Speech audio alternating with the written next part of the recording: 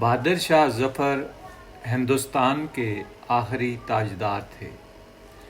جنگ آزادی کی سربراہی کے الزام میں انہیں تخت و تاج سے محروم کر کے رنگون بھیج دیا گیا اور انہوں نے اپنی زندگی کی آخری گھڑیاں ایک تنگ و تاریک کوٹری میں گزاریں اور آج اکبر، جہانگیر اور شاہ جہاں کے عالیشان مقبروں کے مکینوں کا یہ آخری چشم و چراغ اس رنگون کے ایک اجڑے مکان میں آسودہ خاک ہے۔ بہادر شاہ ظفر کے ساتھ صرف ایک سلطنت ہی نہیں، ایک تہذیبی روایت کا بھی خاتمہ ہو گیا۔ ایک ایسی روایت جسے مغلوں نے اپنے دور عروج میں پروان چڑھایا تھا، جس نے یہاں کی تہذیب کو آب و رنگ بخشا، اس کے خد و خال میں تکھا پن پیدا کیا، اسے وسعت اور کشادگی عطا کی، لطافت اور نزاکت بخشی۔ یہ ایسی تہذیب تھی جس میں جلال بھی تھا اور جمال بھی، جس نے آگرہ اور دلی کے سنگے سرخ کے قلعے اپنی یادگار چھوڑے اور جس نے انسانی حسن کے تخیل کو تاج محل کی صورت میں جنم دیا۔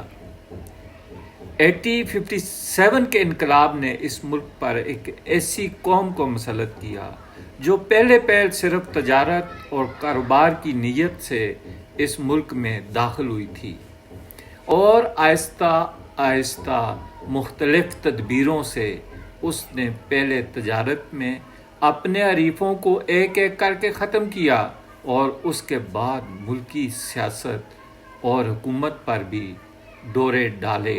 بہادر شاہ ظفر مغل خاندان کے آخری بادشاہ تھے۔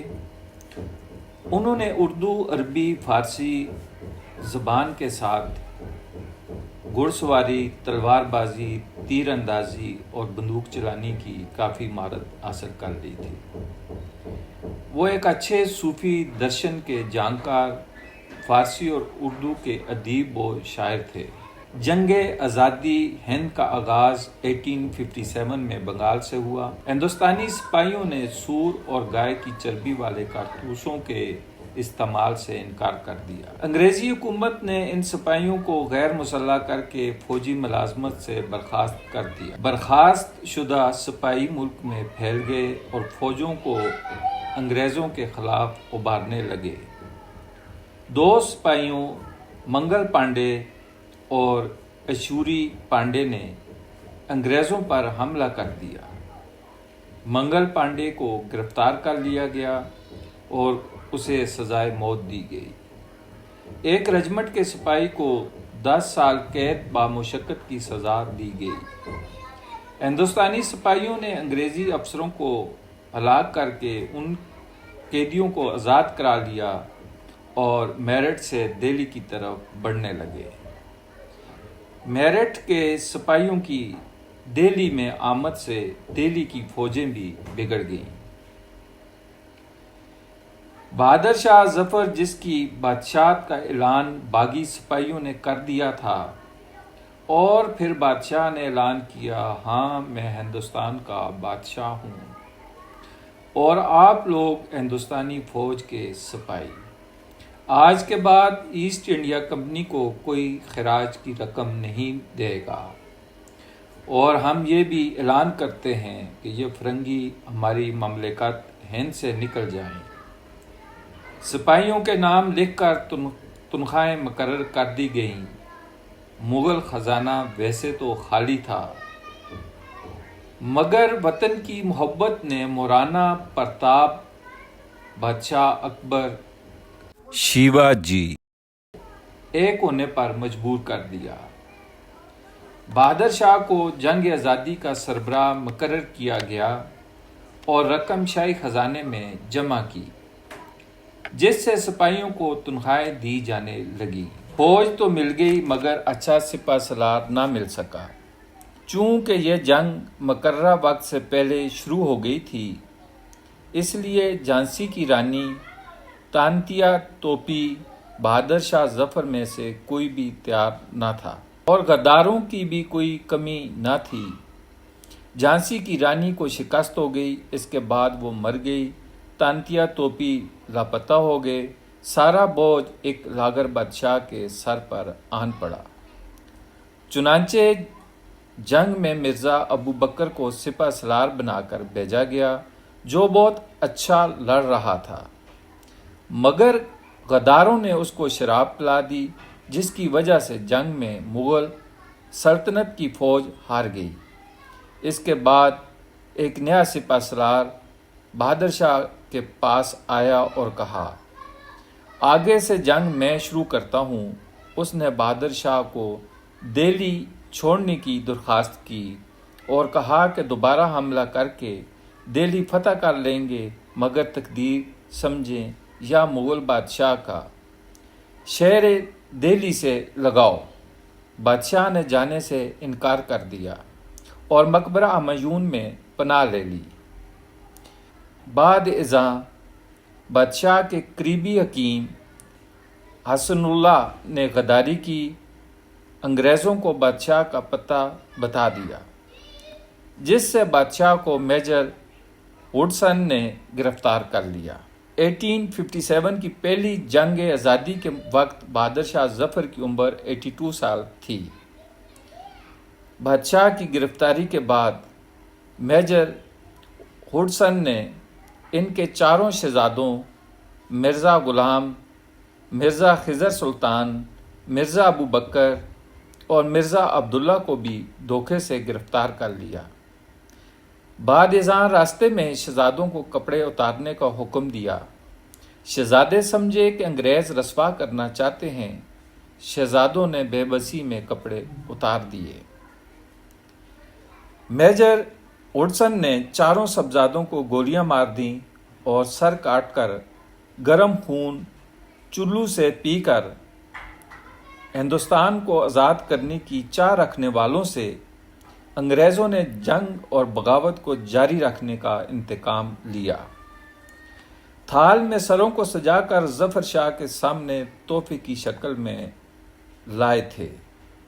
بہادر شاہ ظفر نے اپنے بیٹوں کے کٹے ہوئے سروں کو اپنے کمزور ہاتھوں میں لے کر درد بھرے الفاظ میں ان کے لیے دعا کرتے ہوئے کہا، تیمور کی اولاد ایسی ہی سرخرو ہو کر باپ کے سامنے اپنا فرض ادا کرتے ہیں۔ اس کے بعد شہزادوں کے دھڑ کو کتوالی کے سامنے اور کٹے ہوئے سروں کو خونی دروازے پر لٹکا دیا گیا۔ 1857 تک بہادر شاہ ظفر حکومت کے کام کاج سنبھالتے رہے۔ انگریزوں نے ان پر حکومتی مجرم اور فوجیوں کے قتل کے الزام میں عدالت کے ذریعے مقدمہ چلایا۔ مقدمے میں پیش کیے گئے ثبوت بہت زیادہ ظلم آمیز تھے اور قانون عام ہونے کے باوجود انگریزوں نے بہادر شاہ ظفر کو مجرم اور خاطی قرار دیا اور ملک سے نکالنے کا جرمانہ دیا۔ بے چارگی ملک دوست دیندار بزرگ 82 سال ہندوستان دھرتی ماں کے لاڈلے بہادر شاہ ظفر پر حیرت انگیز مقدمہ بنایا۔ بلا شبہ یہ حقیقت ہے کہ 1857 کی جنگ آزادی ہند جو انگریزوں نے بغاوت اور غدر کا نام دیا ہے، کے خاتمے کے بعد برطانیہ ہندوستان پر سپر پاور بن گیا اور اپنی منشا کے مطابق فیصلے کرنے لگا۔ یورپین فوجی کمیشن 27 جنوری 1857 کو دہلی میں جمع ہوا۔ اس کی تشکیل chief commissioner Punjab John Lawrence کی ہدایت کے مطابق division commander major general Penny C B کے حکم سے عمل میں آئی۔ یہ کمیشن ایک صدر اور 4 ارکان پر مشتمل تھا۔ سرکار کی جانب سے وکیل استغاثہ میجر ایف جے ہیروٹ ڈپٹی جج ایڈوکیٹ جنرل تھے۔ عدالت کا اجلاس مقرر تاریخ سن 1857 27 جنوری کو دن کے 11 بجے بہادر شاہ ظفر کے مقدمے کی سماعت کے لیے لال قلعہ دہلی کے دیوان خاص میں شروع ہوا۔ بہادر شاہ ظفر پالکی میں بٹھا کر 60ویں رائفلز کے جوانوں کی حراست میں فوجی عدالت میں پیش کیا گیا۔ 82 سالہ ضعیف اور کمزور شہنشاہ کو ایک قیدی کی حیثیت سے قریباً 1.5 گھنٹے تک کھڑا رکھا گیا۔ بہادر شاہ ظفر پر ذیل کے مقدمے سنائے گئے۔ اول یہ کہ ہندوستان میں برطانوی حکومت کا وظیفہ خوار ہونے کے باوجود اس نے دہلی میں باغیوں کی مدد کی، جرم کا ارتکاب کیا۔ دوم، ہندوستانی عوام کو جان بوجھ کر جنگ اور بغاوت میں دھکیل دیا۔ سوم، یورپین عوام کا قتل عام کیا۔ سرکاری وکیل نے کہا کہ قیدی کو سزا دی جائے، مگر لیفٹیننٹ جنرل آرچیبلڈ ویلسن نے بہادر شاہ ظفر کو اما دی تھی۔ جب بہادر شاہ ظفر سے جرم کا پوچھا گیا تو کچھ دیر تک خاموشی اختیار کی اور کہا تو صرف اتنا کہ نہیں، یہ جھوٹ ہے۔ یہ مقدمہ 21 دن چلتا رہا۔ مارچ کی 9 تاریخ کو فیصلہ ہوا۔ قریباً 18 مشتبہ چشمدید گواہ پیش کیے گئے۔ 200 کے عصری دستاویزات پیش کی گئیں جن کا تعلق بہادر شاہ ظفر سے تھا۔ 29 مارچ 1857 کو بہادر شاہ ظفر کو قومی مجرم قرار دے کر بدترین مسائل قائم کی گئی اور رنگون بھیج دیا گیا، جہاں ان کی وفات مورخہ 2 نومبر 1862 کو ہوئی۔ جنرل نیکلسن نے انگریز فوجوں کی مدد سے تقریباً 4 مہینے تک دہلی کا محاصرہ کیے رکھا۔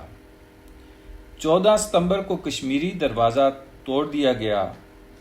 جنرل نیکلسن اس لڑائی میں مارا گیا، مگر انگریز اور سکھ فوجوں نے دہلی پر قبضہ کر کے بہادر شاہ ظفر کو گرفتار کر لیا۔ بعد میں ایک خود ساختہ عدالت کے ذریعے بہادر شاہ ظفر کو جنگ و جدل کا ذمہ دار قرار دیا گیا۔ خود ہی جج، خود ہی مدعی، خود ہی گواہ۔ بادشاہ کے 2 ملازمین ماکھن چند اور بسنت خواجہ سرا کو گواہ بنایا گیا۔ ان گواہوں کے بیانات کی بادشاہ نے سختی سے تردید کی، مگر اسے مجرم قرار دے کر سزا کے طور پر جلا وطن کر کے رنگون بھیج دیا۔ مغل سلطنت کا سورج غروب ہو گیا اور فرنگی راج شروع ہو گیا۔ مغل بادشاہ بہادر شاہ جنگ آزادی کی جان تھے۔